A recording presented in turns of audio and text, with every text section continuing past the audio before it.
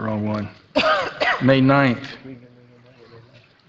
Committee of Whole meeting order. It's approximately, bless you, 7:33 p.m. Roll call, Madam Clerk. Councilman Maldonado. Here. Councilman Williams. Present. Councilman Roth. Here. Councilman Burgess. Here. Councilman Shelley. Here. Vice Mayor Fairclough. Here. Mayor Porter. Here.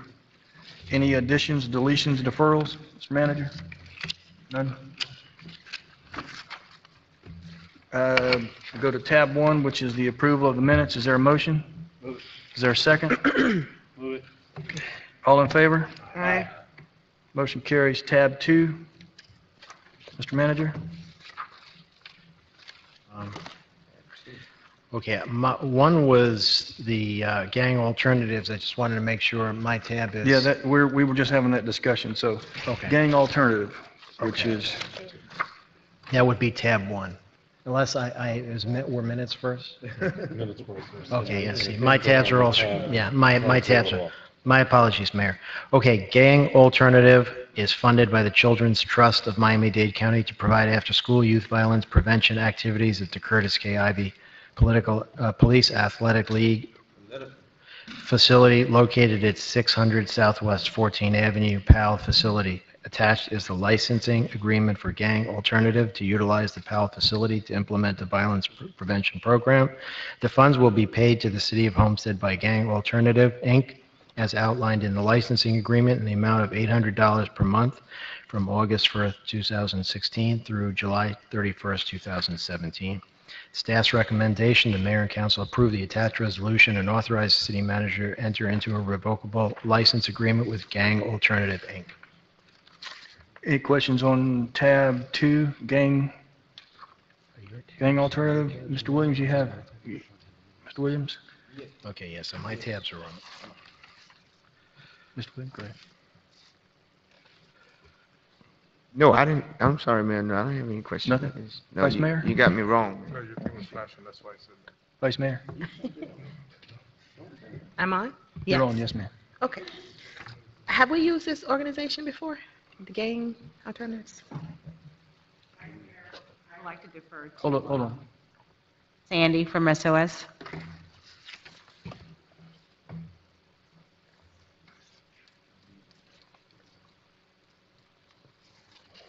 Good evening, Mayor and Council. Gang Alternative has been providing a anti-violence prevention program at the Powell facility since August, roughly since August of 2016. So I was reading the accompanying documents, and it says that they'll be facilitating youth-oriented activities for the summer.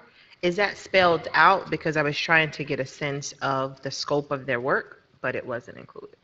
They basically do academic enrichment activities, they do computer-based activities, sporting, team building exercises, things of that nature. Okay, I wanted to make sure there's an academic component because it said youth-oriented. So I wanted to make sure the kids were academically engaged as well. So basically, we outsource this project to this entity and they facilitate it. Correct. In conjunction with the PAL program, yes. Okay. Is it possible for them to provide us like a scope of work? Absolutely, Okay. absolutely. Just interested in what they will be facilitating. Yes, they do have a scope of service through their grant with the Children's Trust, and I will Okay. forward that Forward it to. Okay. to you. Thank you. Thank you, ma'am. Mr. Williams? Yes. Are these through the mayor, through the manager, to Sandy? Are these persons, this company, working in conjunction with the PAL? Are these how are they chosen? How are the kids chosen to be a part of this program? Or is there a lottery system, or are they just how does that work? They, basically, the program's open to 85 youth, and it's on a first-come, first-served basis. Typically, it tends to be children who live in that community, so they can walk to the program. There is not transportation provided, so they have to be able to walk either from West Homestead or those that go to Homestead Middle. Okay. Now here's another concern that I know we've been working on is that many kids going there every day for the summer, what alternatives can we provide to get the kids across the street? I know that may not be you, but Mayor, through manager to the police department, perhaps? Is that appropriate, Mayor? Yes, sir. Okay. To see how we're going to, if it's walking, and since we've had some problems with children being hit, you know, with the walk, so what alternatives can we put in place since won't be any crossing guards during the summertime? Am I right? Maybe, I may be wrong. Captain? Washington. I'm sorry, Mr. Williams, what was the question? Because you're right, during this, if there's a summer school going on, then there would be crossing guards. I'm just not sure what times the program would be. Okay. Come to the microphone, please, so we can hear you. Mr. Mayor, do I still retain the floor? You have the floor. What are the hours?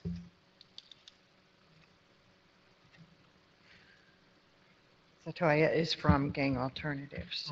Good to meet you. Hi, I'm the site coordinator. We're open from 7:30 to 5 p.m. during the summer, and they're not walking during the summer. Their parents are picking them up and dropping them off. All of them? Yes, most of them, and if they do, they have to sign a form that says that they will be walking home. And as of right now, I go get them. Like the younger ones from West Homestead, I personally walk to the school, wait for them, and I walk over with them. Okay, but I'm saying, Mayor, I'm saying for the summertime though, if the school, is the school gonna be open during the summertime? No. So how would we, in the summertime, deal with, would they still be picked up from the Yes, parents? it's for the parents are providing transportation. Okay, and for those that don't, if they live across Rutland Road, how can we ensure that they get across there without any incident? I will provide someone there to stand there. We have an allocated time. If the parents say that they were going to be walking there, Yes. I would have one of my staff wait at the crosswalk with them to be able to walk them across there. Okay. I just want to, then again, I'm supporting the whole issue. I just want to make sure, in light of what has been happening, because of the school not opening, then that will create more, there's no crossing guards there. So I want to make sure that that they're going one way, and if they're going the opposite way, that we have somebody on the other end to get them safely across there. You think that will be too much added on to what you're doing, or? I don't believe it'll be too much. I think that we can make You those can handle accommodations that. for them. Okay, all right, I'm good with that. I just, until we can get that resolved, I think that needs to, I appreciate that. That means a lot, that we can focus in on that, because we don't want to lose that in the summer. Thank you so much. Thank you, sir. Mr. Maldonado?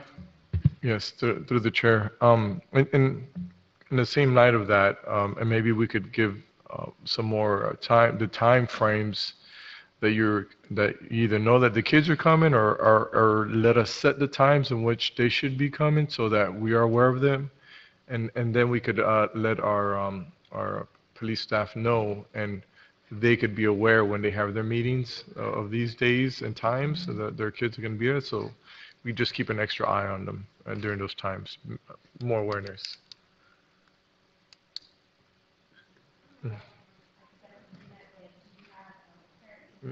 Her mic's not on.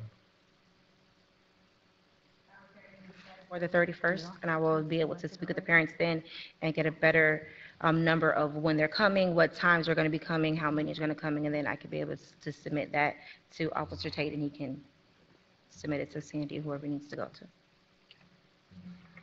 Anything else, sir? No, that's it for me. Just Mr. Williams? Yeah, might add another flavor to it, Mayor.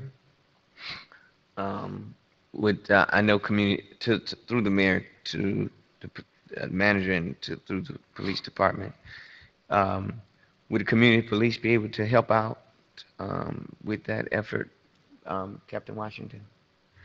After speaking with Officer Tate, one of the components they would like to do as we go into the summer program is to educate the children about crossing the street just prior to.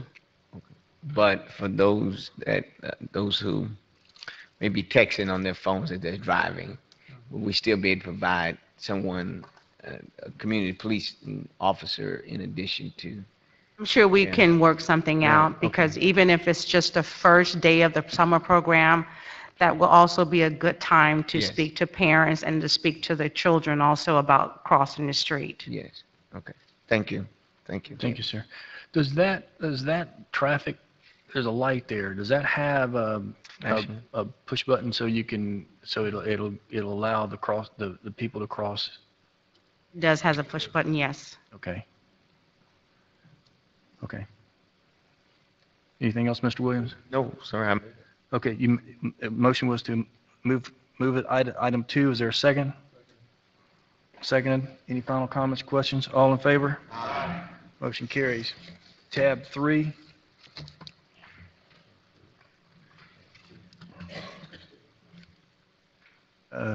Who's got tab? Mr. Manager? Mayor, Start Off Smart SOS was created by the Homestead Police Department in 1991 to provide support services to victims of crime. SOS provides victim advocates to the police department through federal, state, and local grants. The attached professional services agreement outlines the funding sources and amounts that supports SOS staff and additional partnership programs between the Homestead Police Department and social service agencies. This funding supports 2 victim advocates in SOS who provide crime victim services such as relocation, safe shelter, application for victim compensation, judicial assistance, including order of protection, psychological services, etc. Staff recommends Mayor and Council approve the attached resolution and authorize the city manager to enter into a professional service agreement with Start Off Smart, Inc. Questions from council? Tab 3, Start Off Smart. Is there a motion? Move it. Moved and seconded. All in favor? Aye. Motion carries. Tab 4, Mr. Manager. Mayor, Clear Eyes, Clear Eye Mind, Clear Mind is a program that fosters emotional and visual well-being. They will be hosting a program that will provide a human development emotional well-being workshop and visual clinic serving 50 low-income Latino women in the city of Homestead. Educational training and eye exams will be provided. All participants that need prescription glasses will receive them at no cost. Clear Eyes, Clear Mind is requesting that the mayor and council authorize the city manager to approve a waiver of usage fees in the amount of $2,075 for the use of William F. Dickinson Community Center Banquet Hall and Health Room on June 24th and June 25th, 2017. Moved and seconded. Any comments, questions? Vice Mayor? Yes, thank you, Mayor. Natalia, is one of you, okay, you can come up? Was going back and forth discussing the project with Natalia, right? Did I get that right? Correct. Natalia, and I support this. I forwarded her information to Pedro's. I support it.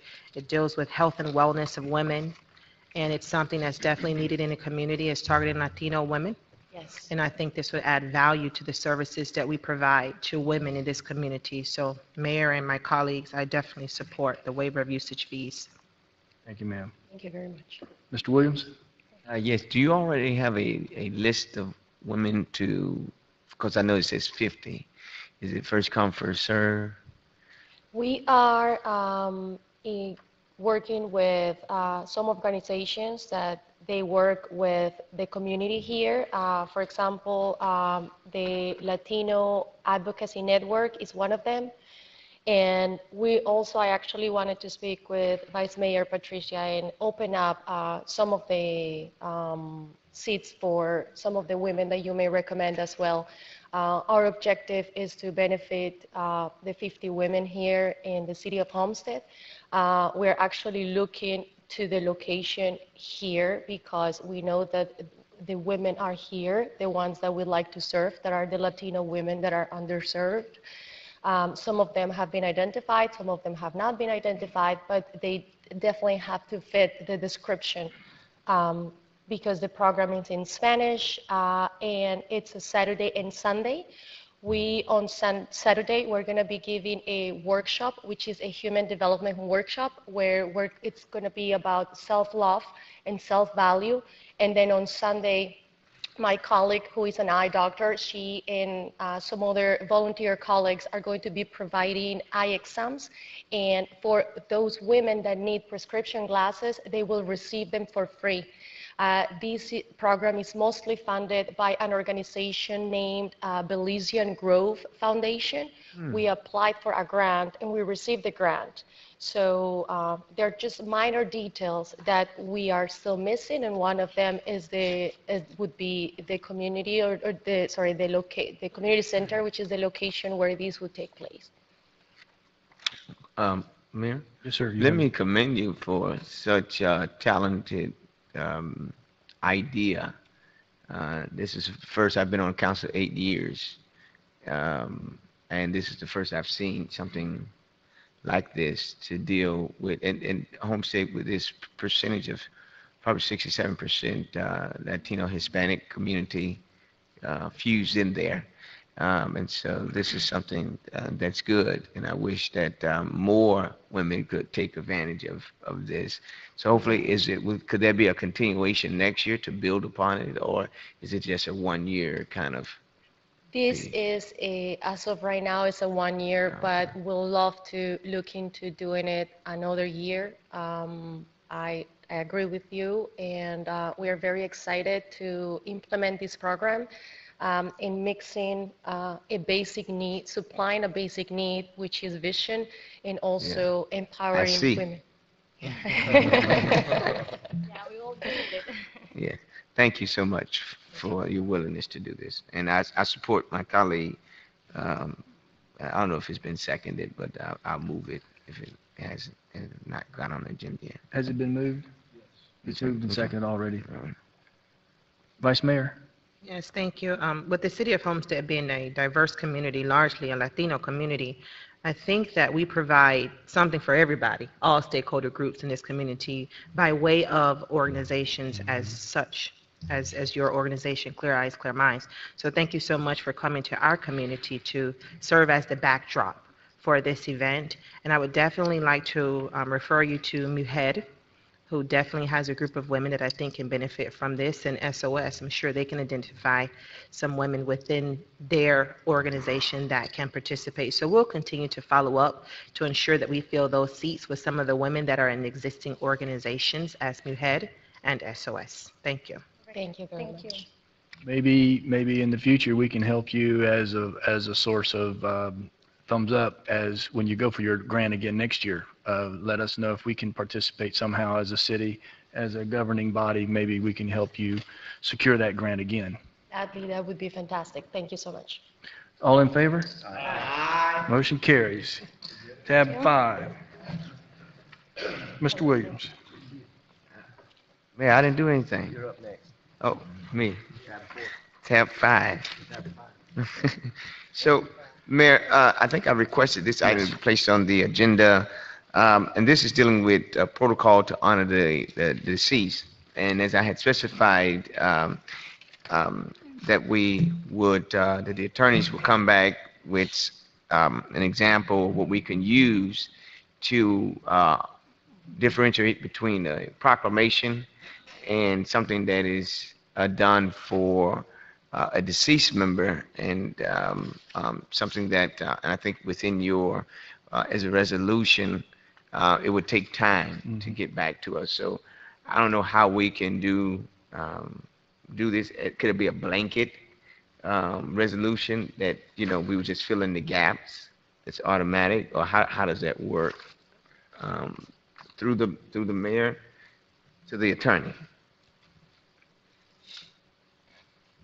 The resolution that we prepared contemplates that this is sort of a blanket approval, so that each council member, when they want to acknowledge somebody, can send, and we prepared a sample form. If you're not happy with that, obviously we can play with that, at their discretion. So once somebody passes away, if there's somebody that an individual council member wants to acknowledge, then they can send the acknowledgement on behalf of the city. And that's what's contemplated here. Yeah. If you want to make a change to that's fine. You direct us, and we'll make whatever adjustments you request. Okay. I'm good with what they have provided. I think I've seen even some of from the state senate. I've seen some of there, and it kind of is in line with this. I've seen some of the county. The county does something very similar to this, and I think it's for us to be befitting to adopt something like this than a proclamation. I don't think that would be appropriate going forward. So hopefully I can get my colleagues' support on this, or any questions or feedback to add, please. It's All open. right, sir. Mr. Shelley?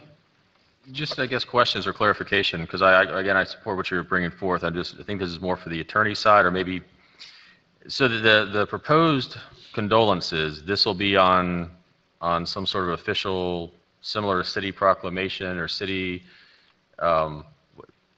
what does this usually show up on? Is it just the letterhead and it's signed by, when it says the city of Homestead, is it going to have all of our names at the bottom? What's the, because when you read the resolution you guys passed, it sounds like it's authorizing us to send our own letters, which I don't think we need authorization to do. Yeah, We can well, all this send was it at any in given the- time. On behalf of the city, sort of, that's why Right. it's from the city, and it's sending it on behalf of the city from each of you in a standard form. Now, if you want the flexibility to write your own letters on behalf of the city, then we can eliminate the form, and you can do that. What I was contemplating here was, and this can be, something more formal that's printed out at the council's direction, or it could just be on city letterhead. It's really up to the council's discretion what you would like to see implemented. Correct, and I guess that's why I was trying to get clarification of this is what Councilman Williams is looking for. I don't have a problem with it, but again, I just want to make sure, so I envision it'll be something nicer than just this sentence. Yeah, no, this is just, I meant to bring a copy down Okay. of what, and it's sitting on my desk, of what it will entail or look like sending it off. And it'll have what, like a city seal, and then it'll City have seal. all the names of the council Yeah, all members the and names of city the council manager and person. everything, like a Absolutely. proclamation Like a style. proclamation, but it will Standard be form. standard form. Okay. Yeah, then a proclamation. And so I have a copy from the Senate that is, on a nice parchment of paper, and it gives this kind of stain and look to it, but in a very more nicer way of doing So this would be something that'd be available to all of us as a matter of right, Everybody. right? Doesn't matter. So no matter what, we give them the name, we give them the whatever there happens to be, it fills in just these blanks, and it goes out, no one has to get permission for anybody to send it, correct? Right. Okay, all right, thank you. Don't we currently have that ability now? We just don't have any formatted any formatted certificate. I guess my question is, do we already have that ability as individual council members now? Well, I think any council member could write an acknowledgement in their own hand and a letter. I think the purpose of this, and I think what Councilman Williams was aiming for, was sort of a Can't formalized, hear what you're saying. a formalized process. Like you could certainly write an acknowledgement to anybody that you chose to. Right. But this would be something that would be on behalf of the city, not necessarily the individual council member, but we authorize any of the council members individually in their discretion to send the form that you've all approved. It's just a formalized process as opposed to an individual letter. That's fine, because I agree. I think that's probably where we're probably the weakest when it comes to being able to participate formally in the community when we have tragedies. Right. So I think there's got to be some process, because we do have a gap, in this process. So this resolution basically would just establish that. It doesn't, obviously, each one of these would not be a resolution of its own. No, These are just- absolutely not. This would No. authorize each Okay. council member to send it at their discretion. Okay. I agree totally with the concept, because I do agree, we don't do a good enough job there. Yes. Any other questions from council? Is there a motion? Is there a second? All in favor? All right. Thank you, Mr. Williams. Thank you, Mr. Mayor. Tab 6, Mr. Manager.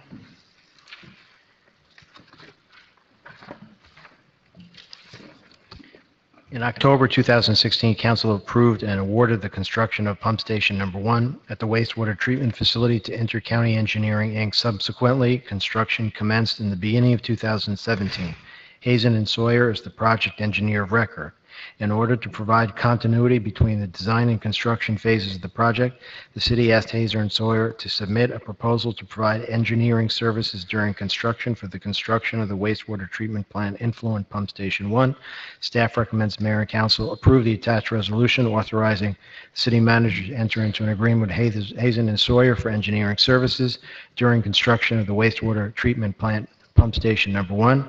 Hazen and Sawyer will conduct services for a lump sum not to exceed $295,600 payable on percent complete basis. Questions from council, Mr. Burgess? Thank you, Mayor. I'd spoken with our department head, Mr. Brea, this afternoon or this morning, whenever it was, and one of the things that I wasn't able to decipher through this was how do they come up with this number, and how do we know that this number is a legitimate number, $290 whatever thousand it is? And he came back to me with that there is a standard that the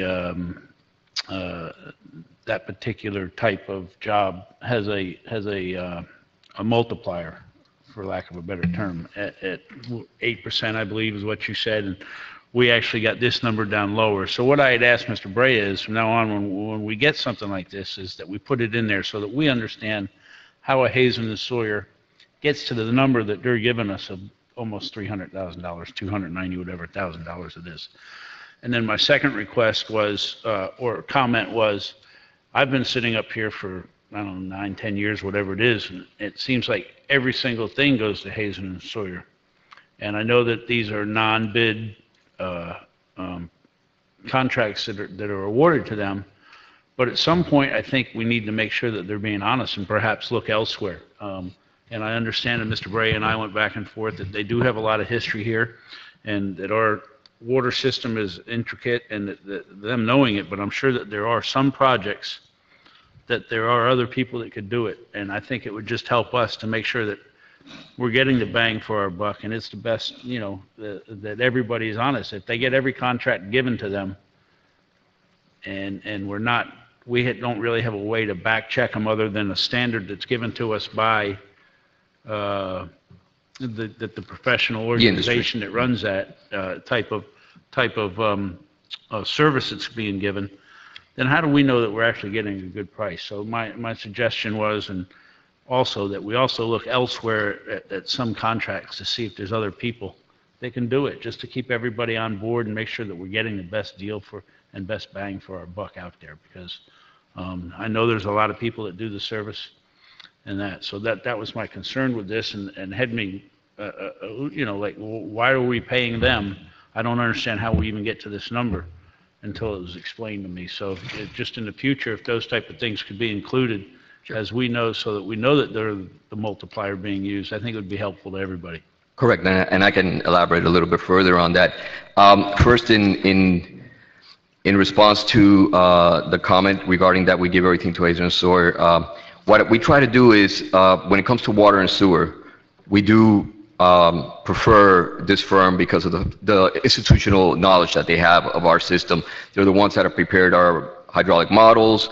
They do our annual reports for our operations and maintenance. So they know the system sometimes better than we do.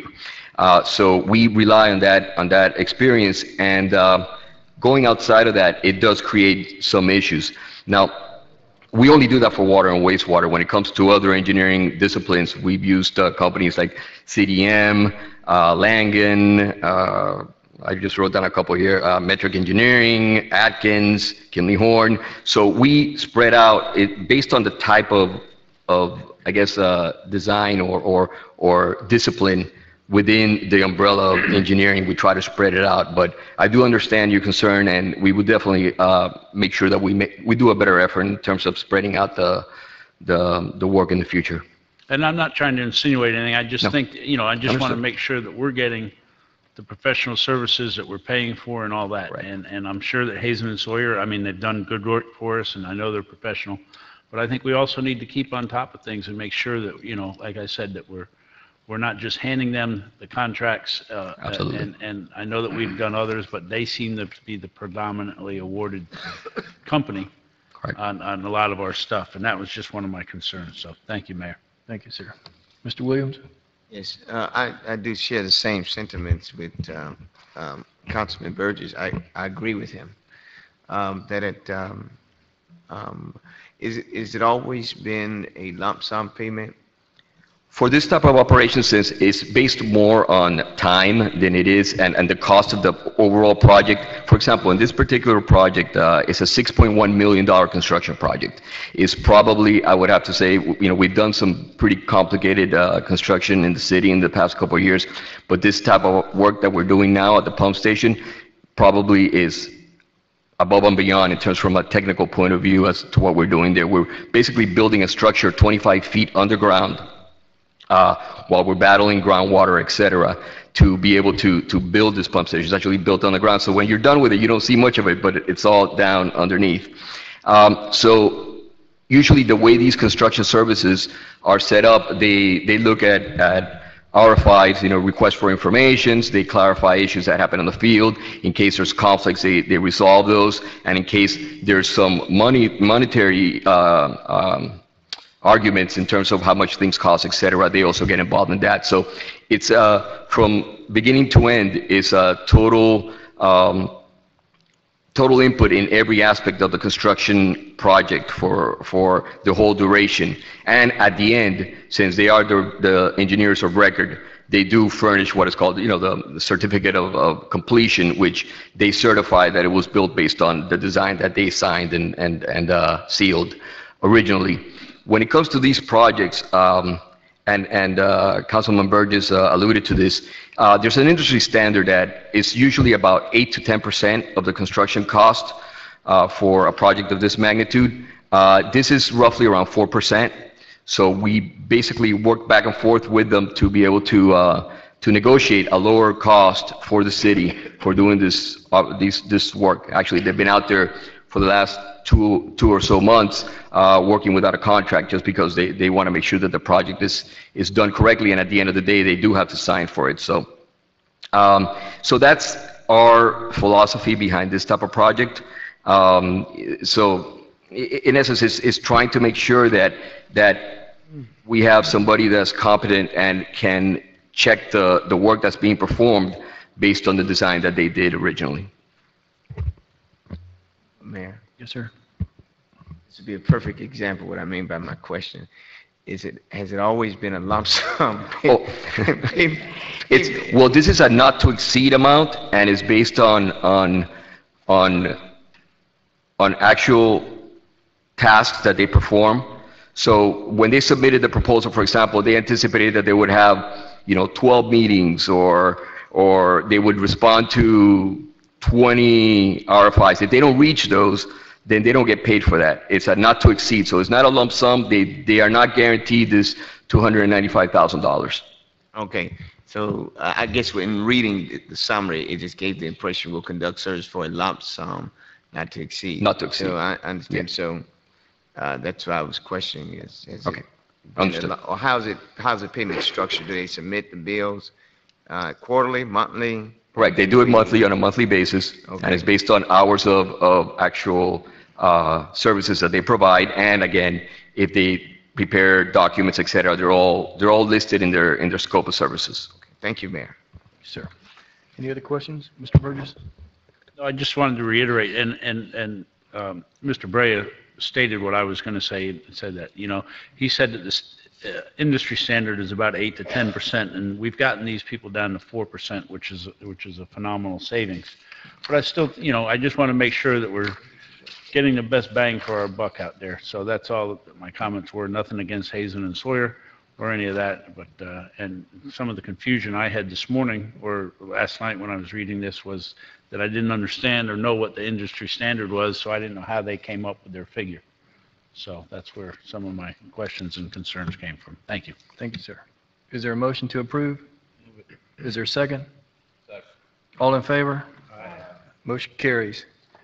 Tab 7, Mr. Manager.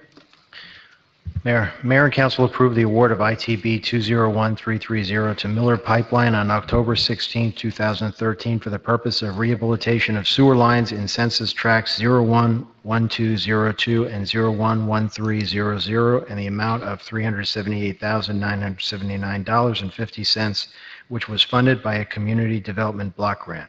On July 8, 2014, the mayor and council approved additional work in the amount of $9,193.25 since additional CDBG funding became available to cover the essential repairs.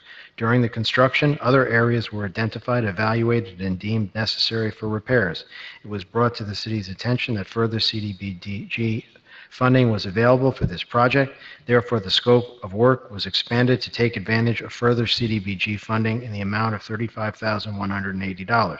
The additional funding of $4,840.30 was available through enterprise funds, which allowed the completion of Census Tract 1 and 2 project. All work performed improved the overall performance of the sewer collection system and saved the city money. Staff recommends the mayor and council approve the payment to Miller Pipeline for additional work in the amount of $39,880.37 in connection with the Census Tract inflow and infiltration project. Questions from council? Is there a motion? Is there a second? Second. All in favor? Aye. Motion carries. Tab 8, Mr. Shelley. Thank you, Mayor. Yes, I'd asked for this to be put on the agenda. I was approached by the Military Affairs Committee as part of the Military Appreciation Day planning, and one of the things that they had asked if we could look into doing was putting active duty military or veteran parking similar to the signs that you may see if you go to the Florida City Outlet Mall. There are veteran signs already in place at the in that parking lot, and so they wanted to see could the city of Homestead look into doing something similar. So I asked Julio and staff could they look into that. They indicated it was possible, that we did have the control as the local planning authority over our parking lots, and we could mandate that those signs be placed in the parking lot. So I wanted to bring that to see, one, did the council think that was a good idea? Was it something you were interested in looking at? There are a couple of decision items, though, along the way, if it is something you guys would like to pursue before it would come back to us in a votable form. And that was that I spoke with the police department earlier today, and they indicated that there is potentially an enforceability issue here. And so we may have to make the decision, do we want this to be something that can be ticketed to be enforced, or is this more or less just an honor system that we want to make sure that we have availability and hopefully people follow it? Because in order for it to be enforceable, it has to be adopted by the county. The county has to then establish the same type of code or signage, and then a violation for parking in a signage of that nature, just like you would with handicap or the stroller parking. And so that would be something that we need to discuss. We could move forward with it in its current form as an honor system only, and then still move forward and try to get this adopted at the county to give us something that was enforceable. So that was something that we can still move forward with, or we can wait until it's enforceable and then establish some type of system. But from that enforceability, the additional questions do arise that probably need to be discussed, and that is, even if it is an honor system, is there going to be, or if, more specifically, if we need it to be enforceable, are there going to be placards? Are there going to be any things to hang in the window? How do we identify whether or not someone that parks there is or is not an actual active duty military or a veteran? And so those are things that we have to think about as we consider putting these signs up. But again, an honor system, it's just a matter of hopefully those who will actually deserve to park there will park there. Another decision point to be discussed in the future, either tonight or at the time it comes back before us, would be, does this apply to only new developments, or is this something that we want to apply to existing developments, meaning existing parking lots, the existing shopping centers? Do we want them to install those on those particular locations, or is it something that only applies to new developments as they come before us? And then the last decision point is, what percentage or number of parking spaces would be required? Because you also take into account whether or not we want to have half the parking lot full up of stroller, handicap, and then veterans parking before anyone ever gets a chance to park normally. So those are things I think that we can consider. I support the concept. I think it's a good idea. I think in a military-friendly town, it would be good to have those active duty military or reserve or veterans to have a place to park within our community that shows that we've thought about them and that we honor them and that we want to give them special treatment. So I do like the concept, but I do think it's something that I wanted to bring before this body to discuss, to see if you guys liked it, before staff started working further on it, to bring something back that would be in a votable form that we could then move and make part of our code. So your request basically is, does the board want to instruct staff to move forward to bring more information back? Well, more information back, but I think it can go twofold. It can be at the next council meeting, we could bring back more information for then a secondary decision point, or it could be discussion of some of these items, give them direction to then bring back a ordinance that includes some of those discussion points so that it moves the process along to then be discussed at a first reading and then on down the line. So all those options are available, but the first decision point is, does or not the council, are they interested in pursuing this? Is it something that they even want to be part of the code? Okay. Mr. Williams? Yes, thank you, Mayor. I agree with what the intent is. I'm very supportive of it. I think, I'm a little confused. Is it that because the county, Mayor, I'm sorry, to my colleague, this is a question to Mr. Shelley, Mayor. Is it because the county deals with parking, or how is that, what's the connection? If we can't, I thought we had within our own home rule that we are able to do things that we believe within our own municipality that would work for us. How does the county play into that? The county judges would be the ones that actually enforce it. So as it was explained to me, and I think Jerry was on the phone call today, he might have a little more detail. I just got this information myself. But the county is the one that does the parking tickets, and they're the ones that would enforce it. So if there's not a county code section that governs illegally parking in a veteran or active duty military parking space, then there is nothing for a judge to enforce. So although they could issue a ticket, the city of Homestead could issue a ticket, my understanding is it would go before a judge would say there's nothing to validate this in the county code because that's all I'm authorized to enforce as a county judge, and therefore the tickets would get thrown out. So in order for it to actually have some teeth, the county would have to adopt a violation in their parking ticket section that would deal with veterans or military parking signs. Follow up, Mr. Yes, sir. Yes, sir. When are you looking to roll this out as relates to whether it's, I think I see it in two phases. One, honor system first, to at least get the idea out there.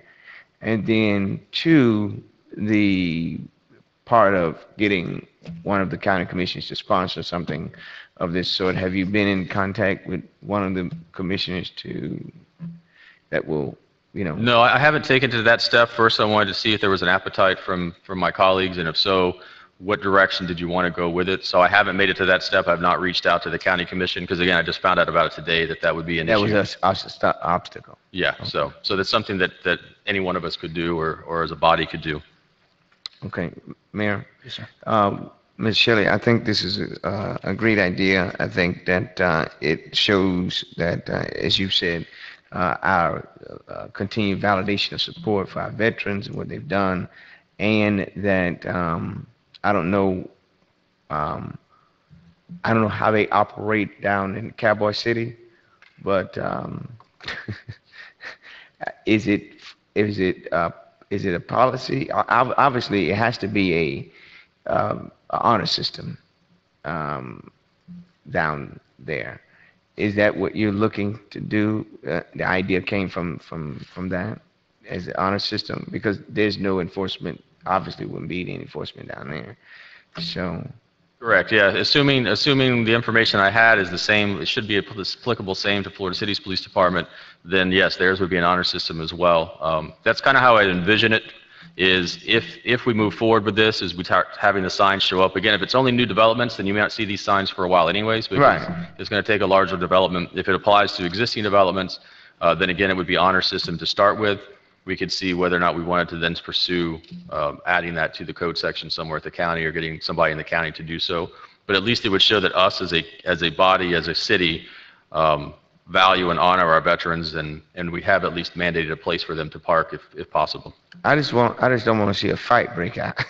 Saying, wait a minute now, that because how do you say, that's the other issue is the not only use the term policing it, but how does a person know, that that is the case, or they just saying I'm gonna be there for 5 minutes, nobody's gonna notice. So I agree, I'm supportive of it. I don't want to get tied up into the nuance of the minutia of it because I think it deletes the purpose. And if we sit up here and try to, talk about should we do this, I think we should just do it. And if it applies across the board, if that's 1 or 2 spots, I think that shows something, initiative, 1 or 2 spots. Anything beyond that, I think we're going to be, asking a lot for Correct. those developments, even coming online, or if we're saying that it's going to apply across the board. For me, I think it should apply with all, even going across the board. And I don't know what that would look like in order to implement that, and who would be responsible for getting the signs and placing them up. That's a whole, another category. But going forward, the intent of it, I'm very supportive. So you have my I vote. Well, thank you. And I think that's something that staff would need to flush out for us before it got to us on a first reading scenario, because those are questions I also still have. And I think staff needs to present us with a couple of options that we can pick from so that we can just move along, chose the ones, plug and play, and vote. Okay, thank you. Thank you. Thank you, sir. Mr. Maldonado? Thank you, Mayor. Councilman Shelley, when I went to the Florida City at Lemon, I saw this, and then I saw a gentleman, I was like, good idea. I like that. That's nice. And then I was like, and then someone pulled in, and I looked at his vehicle, and I didn't see anything that was related to. How did I know that he was a military person? And so, I think you already addressed the concerns that come with something of this effort. I mean, I think we all support the military. I mean, kudos, by the way, for the event we just had. It was a success. This has always been a military community. Obviously, it's in our logo, and so we highly support them. I don't think there's any question in regards to that. So I did see that. So my first question was, did they just do it on their own, or was Florida City on board with it? And then the enforcement's going to be the first question that I had was like, well, how do I know that person is a military person? And I'm assuming that any veteran that was disabled in any way should have some type of handicap, kind of a parking stick or something to that nature that would allow him to park where he would, as a handicapped person, to use it. So that was my first concern. And then Mr. Williams had just mentioned the one thought, where today, as we see online, how many times we have not seen where a true military service person has identified someone who is posing as a military personnel to take advantage of the discounts and the honor that a military person has. And as you've seen on videos, that there's been action taken to identify them and kind of put them out there on social media to shame them. But my concern would then be is, if any altercations arrive in that, and if any altercations would arrive and, would affect anyone else in the community, because of a good idea that went bad, because this is a very emotional, step or issue, because you have people that do support our military, and they go above and beyond and saying, if you dishonor them, we're going to make sure that we take it upon you in a bad way. And so that's my main concern. The other concern that I had was the fact that, in regards to, are we going to implement it from the new businesses that are coming in forward? Because if we then have to do as an overlay through the whole city, it definitely is going to impact the parking system, because then, again, you brought those points that I had thought of, which was how many parkings do you dedicate to them? What if they're not being used at all? Just because sometimes the military personnel, there's that probably don't want to use it because they say, like, I'd rather have that space go to someone else. I don't know, just my thought. That's how I was thinking in regards to that. And so those questions of how many parkings that we're going to give them, are we going to reach out to the businesses, or is this, or can someone go to the Florida City Outlet Mall and find out if that's impacted them in both a negative and or positive way? I think it looks positive, but those are the ifs that I would have questions in regards to. And so, yeah, I'll leave it there. And I think at least you have an idea of where I stand on that. But Anything else, sir? No, that's it for now. Mr. Shelley? And again, the max request was, I think they would prefer or would like for us to have this be a mandatory thing that we mandate. However, one of the other options is we could also just make this as a, and I assume the attorneys will have to confirm, but we could provide a mechanism that allowed the private property owner to erect these signs in the parking lot as a voluntary thing to show where the private property owner is saying that we are military friendly. We believe that this is a benefit to our business, and therefore we could provide the mechanism in our code to allow the approval for that. But then the ultimate mandate would not be there, and it would be up to the private property owner then to erect those signs, which means you may get signs, you may not get those signs. So that's something else that you guys can consider as policymakers. Do we want to make sure that we have them send that message and say that we are military friendly, or is it something that we just want to provide a mechanism so that then the private property owner can erect those signs if they choose to do so or not choose to do so? So that's something else that also could be considered. Vice Mayor? Yes, thank you, Mayor. I really love the initiative. I think it shows that the city of Homestead continues to be hospitable to the military and veteran constituency within the city of Homestead. And I trust, Councilman Shelley, there's a lot of moving parts with this, and I know the quality of your work, you'll really vet this and come back with something that we can consider.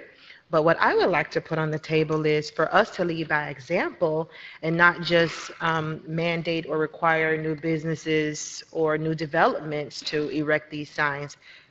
But I think we should have signs also at our facilities, one or two, City Hall, Seminole Theater, all of our different facilities. I think if we have these signs for veterans and military, I think that would be a really nice gesture. I agree with you 100%. Very good. Thank you, Vice Mayor. Mr. Roth? Thank you, Mayor. It's very interesting. I love the concept of having parking spaces for military, and it adds a lot of different things to the code, I guess, because the parking spaces are limited as they are now, and would that take up additional parking spaces, requirements, additional spaces? I've seen it down in Florida City.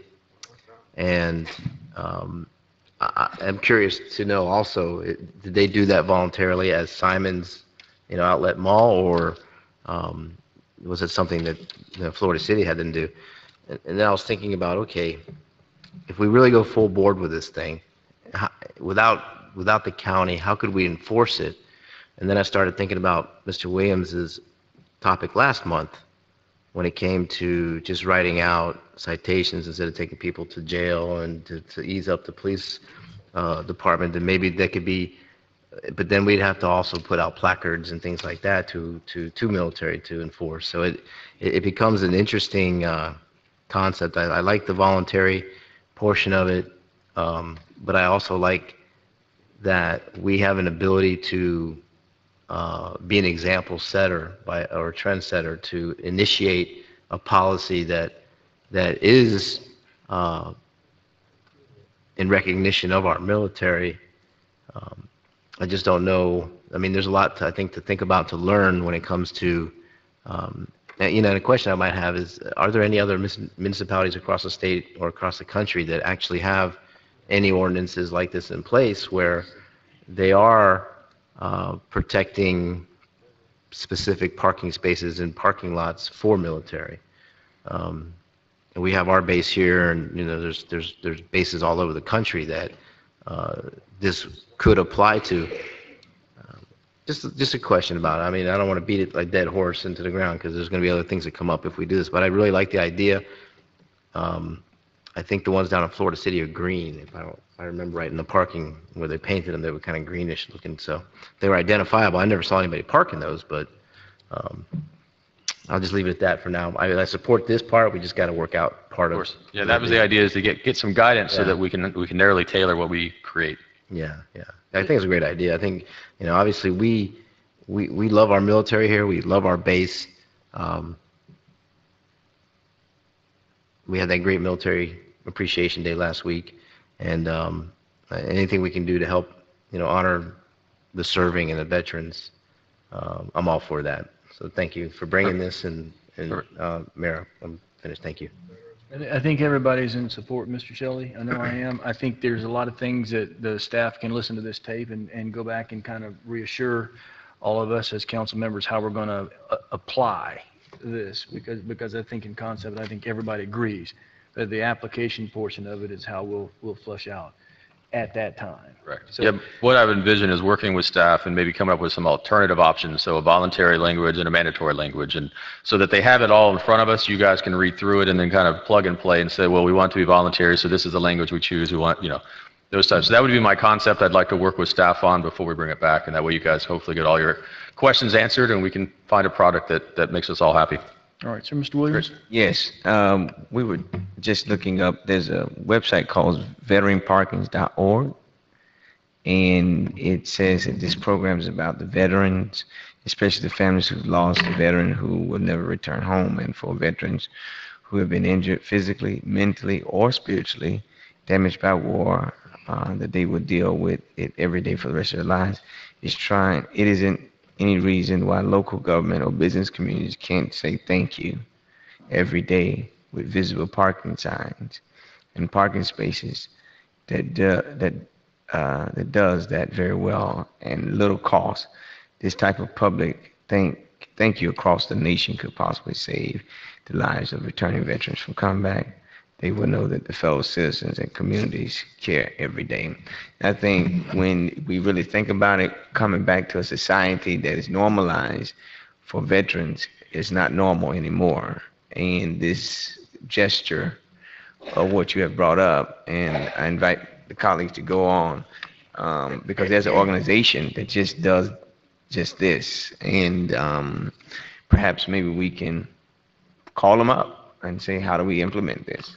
And that way we're not reinventing the wheel. And so I think they're out of Oregon, and I think it's veteransparking.org.